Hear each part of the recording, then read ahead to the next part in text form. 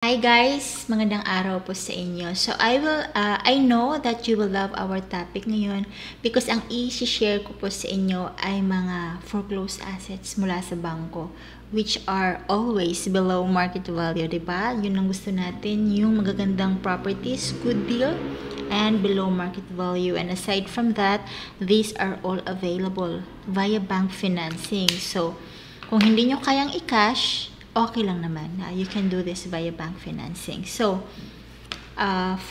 in the coming weeks, days, and months, I'll be presenting and offering you bank foreclosed assets. Kaya, kung naghahanap kayo ng properties at matagal na kayo nag-aabang ng affordable, okay, good deal na pwede bang financing, baka matulungan ko po kayo this time. Okay, so unahin natin, I have a list ha. I have a list niya, makapal to, ilang pages to. Okay? So, I have a list of bank foreclosed properties here. Ang i-present ko sa inyo, of course, yung walang problem. Kasi may mga issue pala guys sa bank foreclosed. Ang unang-una dyan ay occupied. Ayaw natin yung mga occupied. Gusto natin yung not occupied. Kasi pag occupied yung property guys, kayo pa po yung magpapaalis dun sa mga nakatira, which is a hassle for you. So, hanapan na ako kayo ng unoccupied. Okay. So, unahin natin yung Metro Manila, of course. So, hanap tayo dito. So, expect guys na in every video, one property. Okay, and since napakarami nito, I'll be posting siguro hundreds of properties for you. All good deal. Okay? So, unahin natin tong okay, clean title and occupied. Uy, napakamura naman ito. Las Piñas. Okay? Okay, sa mga taga Las Piñas, meron tayong okay, bank foreclosed assets dito sa may Greenview Village. Sinong nakapunta na sa Greenview Village, Barangay Pamplona 3, Las Piñas City. So, lot area 55 square meters, floor area 70 square meters. This is house and lot. At ang ating price ay nasa 2.6 million lang. Guys, before ko hanapin ito sa Google Map, nakikita nyo yung account dyan sa, sa screen. So, yan po yung aking Facebook account. Pa-follow or add a friend or yung account ko. Para kung meron kayong inquiries ay papasok po dyan sa account ko. Okay? Yung inyong mga katanungan regarding sa mga properties na ino-offer ko sa inyo. So, i-follow nyo lang yung account ko na yan. Okay. So, ang sabi dito ay Greenview Village. So, ang gagawin natin guys, ganito lang para sa ating digital tripping or online tripping. Punta tayo sa Google Maps. Okay. Tapos, sa Google Maps, i-type lang natin yung ano ba nakalagay dito? Greenview Village.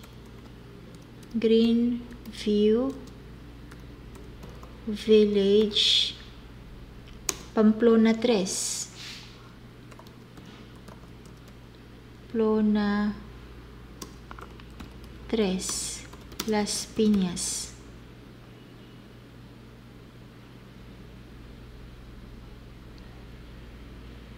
Okay, click nga natin. Ito may Greenview Village, Pamplona 3, Las Piñas. Okay, click natin to. And then, may nakikita na tayo dito sa screen guys na Greenview Village.